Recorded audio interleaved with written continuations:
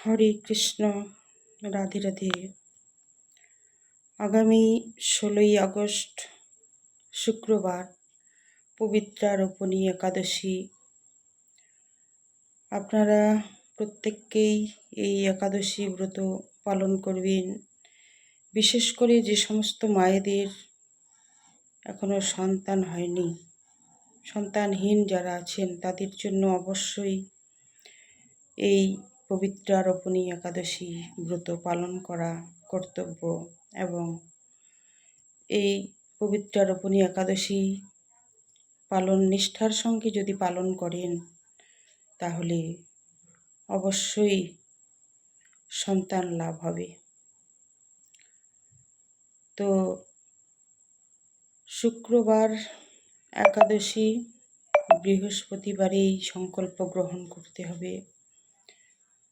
সংকল্প মন্ত্রটি ইতিপূর্বেই বলেছি, আবারও বলছি। একাদশাং নিরাহারং স্থিতহম অপরিহন্যি ভক্ষামি পুণ্ডরীকাক্ষং শরণং মে ভবচ্যুত। এবং শনিবার পরের দিন 5টার মধ্যেই পালন করতে হবে। পালনের মন্ত্রটি অজ্ঞানতিমিরান্ধস্য ব্রতেনানিম কেশব প্রসীদ সুমুখনাথ জ্ঞান দৃষ্টি প্রদভব।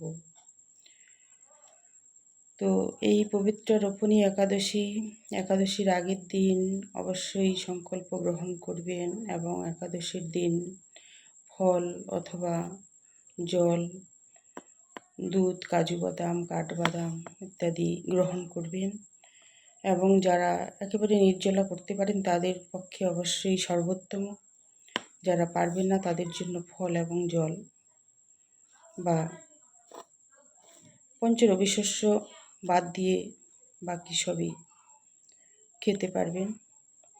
তো আপনাদের সামনে এই পবিত্র রোপণী একাদশীর ব্রত মাহাত্ম্যটি আমি পাঠ করে শোনাচ্ছি। একদিন মহারাজ যুধিষ্ঠির ভগবান শ্রীকৃষ্ণকে জিজ্ঞাসা করলেন, হে প্রভু, শ্রাবণ মাসের শুক্লপক্ষের একাদশীর নাম কি? তা কৃপা করে আমাকে বলুন। শ্রীকৃষ্ণ বললেন, হে মহারাজ, এখন আমি সেই পবিত্র ব্রত মাহাত্ম্য বর্ণনা করছি। মনোযোগ দিয়ে তা শ্রবণ করুন। যা শোনা মাত্রই বাজপেয় যজ্ঞের ফল লাভ হয়। প্রাচীনকালের দাপর যুগের শুরুতে মহিজিৎ নামে এক বিখ্যাত রাজা ছিলেন। তিনি মাহিষ্মতি নগরে রাজত্ব করতেন। কিন্তু দুঃখের বিষয় এই যে তার মনে বিন্দুমাত্র সুখ শান্তি ছিল না, কেননা তিনি ছিলেন অপুত্রক। পুত্রহীনের ইহলোকে পরলোকে কোথাও সুখ হয় না। এরূপ চিন্তা করতে করতে বহুদিন কেটে গেল, কিন্তু তবুও পুত্র মুখ দর্শনে রাজা বঞ্চিতই রইলেন। নিজেকে অত্যন্ত দুর্ভাগা মনে করে রাজা চিন্তাগ্রস্ত হলেন।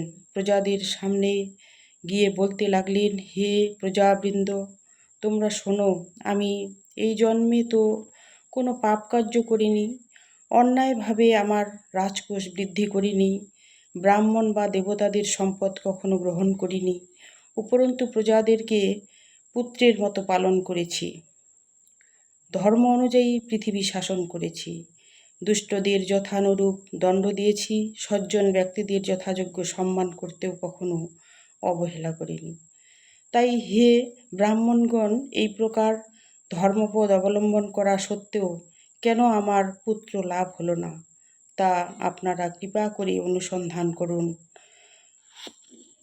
রাজার এই প্রকার কাতর উক্তি শ্রবণে ব্যথিত রাজভক্ত পুরোহিত ব্রাহ্মণগণ রাজার মঙ্গলের জন্য গভীর বনে ত্রিকালজ্ঞ মুনি ঋষির কাছে যেতে মনস্থ করলেন। বনের মধ্যে ঋষিদের আশ্রম সকল দেখতে দেখতে তারা এক মুনির সন্ধান পেলেন। তিনি দীর্ঘায়ু, নীরোগ এবং নিরাহারে ঘোর তপস্যায় মগ্ন ছিলেন। সর্বশাস্ত্র বিশারদ, ধর্ম তত্ত্বজ্ঞ, ত্রিকালজ্ঞ সেই মহামুনি লোমশ নামে পরিচিত। ব্রাহ্মণ এক কল্প অতিবাহিত হলে মুনিবরের গায়ের একটি লোম পরিত্যাগ হতো। এই কারণে এই মহামুনির নাম লোমশ। তাকে দেখে সকলেই ধন্য হলেন। তারা পরস্পর বলতে লাগলেন, আমাদের বহু জন্মের সৌভাগ্যের ফলে আজ আমরা এই মুনিবরের সাক্ষাৎ লাভ করলাম। তারপর ঋষিবর তাদের সম্বোধন করে বললেন, কী কারণে আপনারা এখানে এসেছেন এবং কেনই বা আমার এত প্রশংসা করছেন তা স্পষ্ট করে বলুন। আপনাদের যাতে মঙ্গল হয় আমি নিশ্চয়ই তা চেষ্টা করব। ব্রাহ্মণেরা বললেন, হে ঋষিবর, আমরা যে উদ্দেশ্যে এখানে এসেছি আপনি তা কৃপা করে শুনুন। এ পৃথিবীতে আপনার মতো শ্রেষ্ঠ ব্যক্তি আর কোথাও নেই। মহিজিৎ নামে এক রাজা নিঃসন্তান হওয়ায় অতি দুঃখে দিন যাপন করছে। আমরা তার প্রজা। তিনি আমাদেরকে পুত্রের মতো পালন করেন, কিন্তু তিনি পুত্রহীন বলে আমরাও সবাই মর্মাহত। তার দুঃখ দূর করতে আমরা এই বনে প্রবেশ করেছি। হে ব্রাহ্মণ শ্রেষ্ঠ, রাজা যাতে পুত্রের মুখ দর্শন করতে পারেন, কৃপা করে তার কোনো উপায় আমাদের বলুন। তাদের কথা শুনে মুনিবর ধ্যানমগ্ন হলেন। কিছু সময় পরে রাজার পূর্বজন্ম বৃত্তান্ত বলতে লাগলেন। এই রাজা পূর্বজন্মে এক দরিদ্র বৈশ্য ছিলেন। একবার তিনি একটি অন্যায় কার্য করে ফেলেন। ব্যবসা করবার জন্য তিনি এক গ্রাম থেকে অন্য গ্রামে যাতায়াত করতেন। এক সময় জ্যৈষ্ঠ মাসে শুক্লপক্ষের দশমীর দিনে কোথাও যাওয়ার পথে তিনি অত্যন্ত তৃষ্ণার্ত হয়ে পড়েন। গ্রাম প্রান্তে একটি জলাশয় তিনি দেখতে পান। সেখানে জল পানের জন্য যান। একটি গাভী ও তার বাছুর সেখানে জল পান করছিল। তাদেরকে তাড়িয়ে দিয়ে তিনি নিজেই জল পান করতে লাগলেন। এই পাপ কর্মের ফলে তিনি পুত্র সুখে বঞ্চিত হয়েছেন, কিন্তু পূর্বজন্মের কোনো পুণ্যের ফলে তিনি এইরকম নিষ্কণ্টক রাজ্য লাভ করছেন। হে মুনিবর, শাস্ত্রে আছে যে পুণ্য দ্বারা পাপ ক্ষয় হয়। তাই আপনি এমন একটি পুণ্যব্রতের উপদেশ করুন যাতে তার প্রারব্ধ পাপ দূর হয় এবং আপনার অনুগ্রহে তিনি পুত্র সন্তান লাভ করতে পারেন। লোমশ মুনি বললেন, শ্রাবণ মাসের শুক্লপক্ষের পবিত্রারোপণী একাদশী ব্রত অভীষ্ট ফল প্রদান করে। আপনারা যথাবিধি তা সকলে পালন করুন। লোমশ মুনির উপদেশ শুনে আনন্দ চিত্তে গৃহে প্রত্যাবর্তন করে তারা রাজাকে যে সকল কথা জানালেন, তারপর সকলে মিলে মুনির নির্দেশে ব্রত পালন করলেন। তাদের সকলের পুণ্যফল রাজাকে প্রদান করলেন।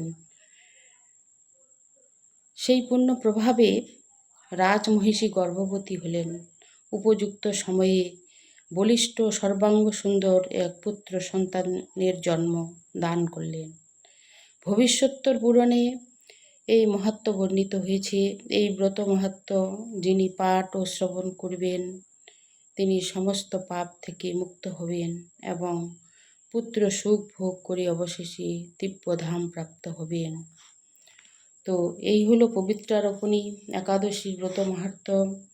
যারা এই ব্রত মাহাত্ম্য পাঠ ও শ্রবণ করবেন তারা অবশ্যই ভালো ফল লাভ করবেন এবং দিব্যধাম প্রাপ্ত হবেন। হরে কৃষ্ণ, রাধে রাধে।